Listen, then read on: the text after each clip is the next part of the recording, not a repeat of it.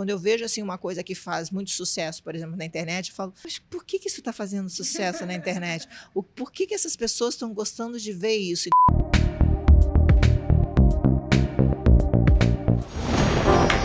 Qual o problema dela? Adolescente. Gente, que simpatia essas duas. A gente já começou aqui falando de looks e toda a temática dos 80. Esse filme, aliás, é um filme que tem essa homenagem, que é uma coisa que já tem no seu livro, tinha aquela questão do Grease e tal. E eu queria que vocês falassem aqui dessa referência do livro, de ter uma Xuxa para encarnar tudo isso, e como você trouxe também essa releitura das referências, né? Porque aqui a gente tem Cyndi Lauper, a gente tem Flashdance. Enfim, queria que vocês falassem um pouco dessa questão dos anos 80, do repertório cultural, que a Xuxa até brinca, né? Uma hora assim, cadê esses jovens, né? Com esse repertório, assim. Exato. Então, queria que vocês falassem um pouco disso. Falta de cultura pop. E ela fala isso muito indignada. Ai, né? fada das telecomunicações. Fada da telecomunicação. Foi muito legal brincar disso, porque no livro original, ela é dos anos 60 e os ícones são Brigitte Bardot, né? Ela usava saia de bolinha, ela falava isso é uma brasa, amora. Agora eu posso falar chocrível, chocante. Eu sou dessa época, eu falo chocante. E é muito maravilhoso porque a Tonton fez tão lindo. Você tem que mudar urgentemente suas gírias, né? Então, assim, é muito legal poder pensar que esse livro vai ser bom para pais e filhos, para avós e netos, para dindas e afilhados, porque a gente está promovendo ali um encontro de gerações.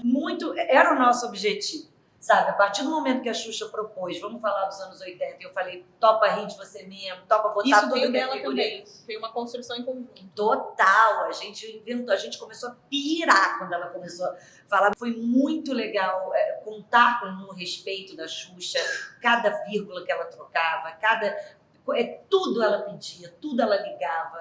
Ela é de um encanto, de um profissionalismo, assim, sabe aquele ídolo que você conhece, que você zero se decepciona, pelo contrário, você passa a gostar mais. Essa é a Xuxa. E é isso que a Vivi falou na coletiva, né? Do profissionalismo dela tá tão dentro da equipe. Foi uma coisa mesmo ali, esse trio, mais a Patrícia, né? Eu, Vivi, Xuxa, Patrícia, Chamon.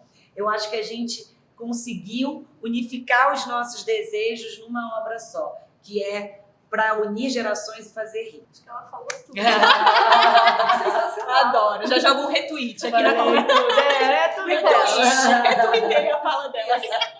A gente tem a Fada Júnior ideal. Por acaso você tá falando dela? Gente, eu tô extremamente feliz de ter vindo de São Paulo pra esse momento aqui extremamente especial. Queria abrir com uma pergunta pra você. Uma coisa que eu achei muito interessante desse filme é que tem uma baita homenagem ali pros anos 80. E, claro, não deixa de ser uma homenagem pra você também. Eu queria saber um pouco da sua relação com essas novas gerações. Como que as novas gerações você sente que chegam pro seu trabalho? Se é por meio de memes, de momentos pontuais da sua carreira? Uma coisa bacana, realmente é uma grande homenagem, que os anos 80 e os anos 90 é muito marcante na moda, é muito marcante na música, é muito marcante na minha vida, na televisão em si, porque a televisão era uma outra coisa nos anos 80 e 90, o cinema também. Obviamente, eu sei lidar muito mais com esse público e com essa cabecinha. Agora, para vir, é uma coisa muito diferente. Já falar com um adolescente já é difícil, já é diferente, porque cada um é uma pessoinha, cada um é um mundo. Mas, em si, eu posso dizer por experiência, eu não sei o que essas pessoas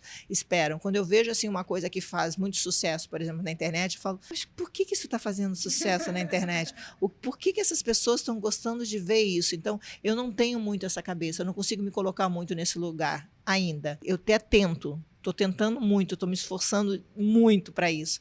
Eu fazer um filme com a Tonton, que vive nesse mundo, que sabe muito bem isso, para mim foi um aprendizado e foi uma necessidade muito grande, porque é uma troca de figurinhas, já que a gente fala sobre os anos 80 e fala sobre o mundo atual. Mas o que eu espero deles, o que eu posso ganhar, nem eu sei o que eles têm para me oferecer, porque eu não sei o que eles têm, o que eles querem. É muito difícil você lidar com a cabecinha de hoje em dia, que muda de um dia para o outro, sabe? A internet faz isso. As pessoas gostam, sei lá, de milho hoje, amanhã elas estão gostando de feijão e pronto. Ou é uma coisa, não é que seja em verdade, não é que seja em verdade, mas é uma verdade muito diferente cada dia. Como que foi entrar nesse projeto? Porque você tem tanto o lado atriz como o lado musical, e você tá querendo se lançar também nessa parte musical. Eu queria que você falasse um pouco disso. Bom, foi uma oportunidade incrível, né? E agora que vocês falaram dos anos 80, me passou pela cabeça que uma das minhas músicas também é bem oitentista, assim. Então eu tenho muita referência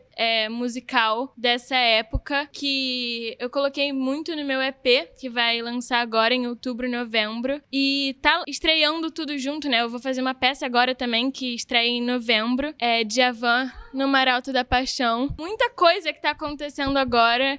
Esse filme incrível que eu tenho um orgulho gigante de ter feito, com uma história linda, pessoas maravilhosas, uma equipe incrível, minhas músicas, a peça. Então tudo que eu tenho muito, muito, muito amor, sabe? Eu acho que é muito sobre esse amor que existe em mim, em relação à arte. Tanto musical, quanto teatral, quanto cinematográfica. Então eu acho que é tudo junto, misturado num momento só, que tá sendo muito marcante pra mim. E tá tendo essa oportunidade de tantos sonhos que eu tenho há muito tempo, né? Sempre fui muito apaixonada por tudo isso. Tá acontecendo, é muito legal, é muito marcante. Espero que essa trajetória seja longa e que venham mais coisas cada vez mais, né? Vai, toca aqui. Eu não? Adorei que já cheguei na sala com 3 fadonas aqui. Literalmente, na tela e fora da glitter, ó.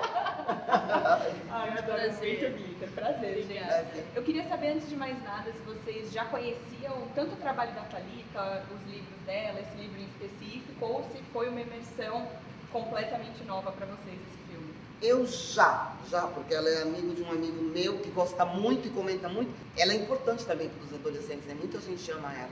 Eu tenho um sobrinho que adora também. Eu conheci. Bom, eu fui protagonista de uma história da Thalita Sim. ano passado, junto com a Zezé. O filme estreou esse ano, mas eu já acompanhava a Thalita. Inclusive, um sonho meu sempre foi contar uma história dela. E de repente me vieram 2 histórias, né? Tanto Um Ano Inesquecível quanto Uma Fada Veio Me Visitar. Então, o tempo todo eu falo, meu Deus, é muito mais do que um dia eu pensei, sabe? Realizar e tá contando. Então eu já conheci o trabalho dela antes desse filme. Você vê que Zezé não lembrou, falou. Você sabe, ela falou, meu sobrinho adora ela é muito legal. Ela foi assim, ó. Fizemos um filme dela que eu fiz com a Zezé assim, ó. Olha, você vê que é importante a Dani estar na conversa, né? Porque ela fica fazendo resumo aqui do papo. Resumindo, tá difícil. Por isso que é ardida, calabresa, né?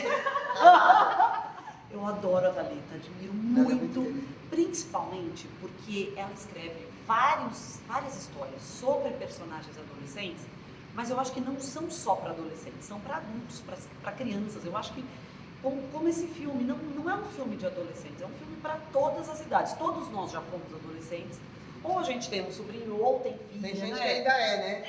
Vou grudar uma beleza. Ela é mesmo. Adolescente, tem gente que ainda é. Então, eu vou te falar, eu fiquei muito feliz. Eu admiro muito ela, queria trabalhar com ela e quero trabalhar mais. Muito mais, adoraria. Eu gosto de de gente gente Uma fada que você dois. vem falar e já tá pedindo de Já vendendo já. A gente, Fada dois. a gente pensou simplesmente num filme das fadas. A gente já quer esse Um spin-off. spin-off. Gente, tá aí, Thalita Rebouças.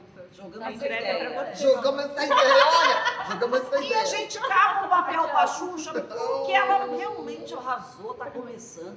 Que pessoa bacana, Xuxa do céu. A gente te ama. Vem, pode continuar. Tudo vai encaixar Xuxa em qualquer resposta. Tô apaixonada.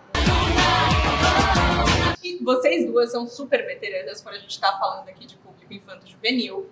E eu queria que vocês falassem também da importância, né, de ter filmes pensados para esse público, que não subestime, que não seja só um grande clichê, que mostre essas dores, essas angústias.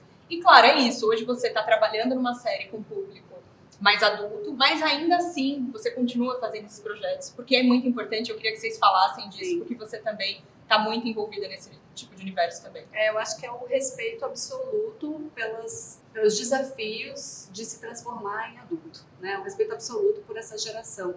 E que, às vezes, mesmo nos tornando adultos, temos as mesmas dores ou as mesmas questões ainda não resolvidas, ou temos histórias de dores que passamos ou angústias que tivemos. Elas são tão importantes quanto as minhas hoje com 43. Não, pelo contrário, eu acho que até são mais importantes, porque elas vão definir, sim, um caminho.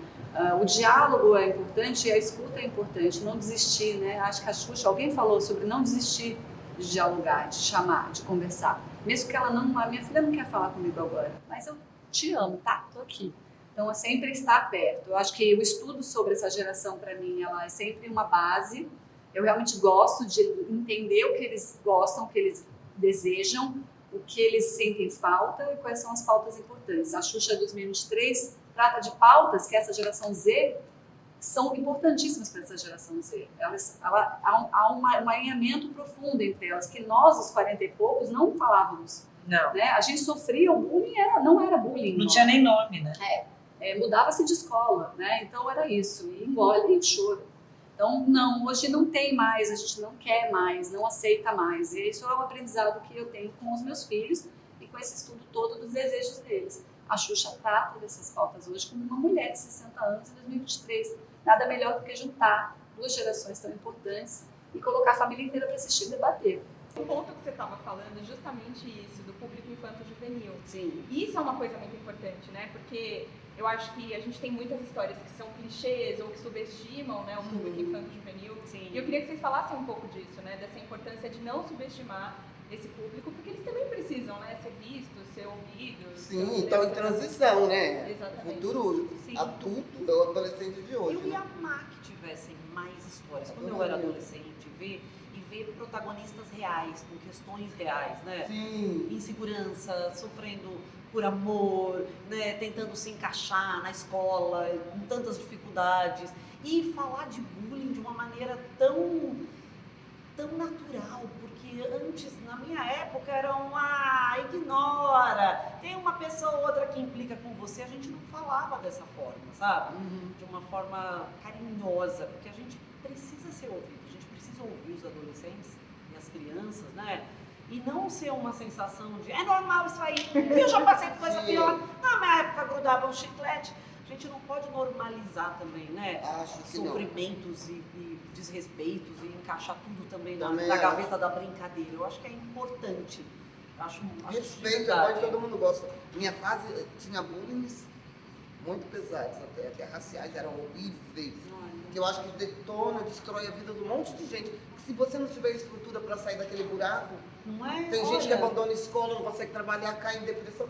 Acho um perigo. Então eu acho bom estimular mesmo, eu acho, sabe, no jovem, amor, compaixão, respeito, né, empatia. Super. Tem que ter, e acho que esse filme passa isso tudo. Então eu prefiro fantasia leve, que alegre, e mostre como podemos ser felizes também assim, do que incentive toda essa coisa monstruosa que eu tô, qualquer preconceito. E o bom é que todas vocês são do humor e estão pegando uma coisa super lúdica, né, que é ser uma fada para passar esse recado tão especial. Com comédia, né? Mensagens importantes de amor e de autoconhecimento, mas com comédia. E a Xuxa arrasando, fazendo comédia. Amor, a Xuxa é a rainha e ela não se leva a sério, amor. Ela topa fazer papel cômico, né? Isso é muito legal, ela é inspiradora. E sobre a importância de obras para adolescentes e pré-adolescentes, eu sempre amei esse público. Eles não gastam sorriso à toa.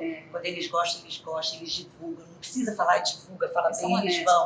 Eles são honestos. Então, esse público que me abraçou desde o começo e ao qual eu sou tão grata, sem eles eu não ia estar aqui fazendo filme com a Xuxa. São eles que vão ser o público que vai consumir cultura amanhã.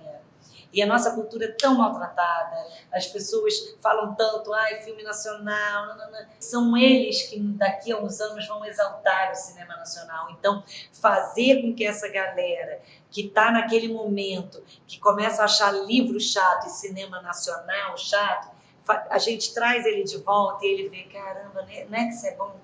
E fazer com que eles amanhã levem seus filhos, irmãos e primos.